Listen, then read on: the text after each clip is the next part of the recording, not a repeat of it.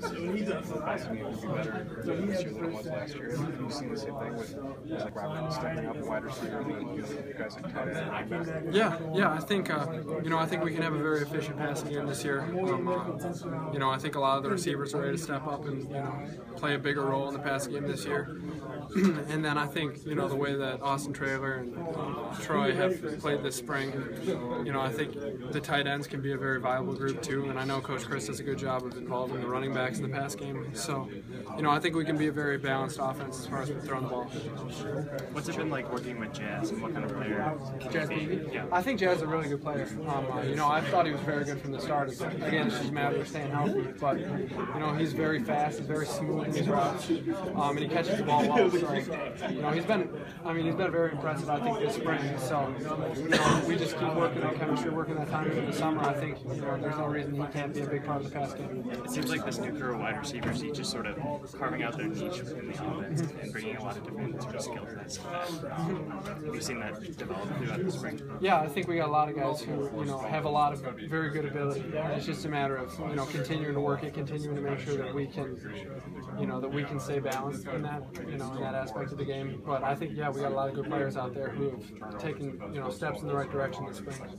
Joel, is there any level of concern with the offensive line right now, or you feel like they'll be able to improve come fall? Yeah, I don't think it helps having Dan go down midway through the spring. Obviously, Dan was a major contributor for the past 2 years. So, when he's out there, I think the offensive line operates a little better.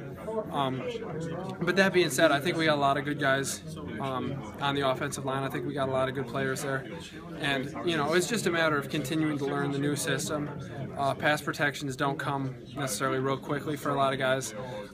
There's a lot to them based off of different looks and stuff like that. So, it's not even as much physically not being able to do it as it is, mentally. We got to make sure everyone knows what they're doing. And I think, we got a lot of guys who can physically do it. And, once we get a chance to really go back and watch this film throughout the summer and, watch old Pittsburgh film, old Wisconsin film, make sure we're watching the scheme, I think that'll really give us an opportunity to mentally be in the right place. With Dan and Ray out for parts of the spring, you think that can help build depth there? Down the line. Yeah, obviously the best way to build depth and work playing the game is playing the game. So.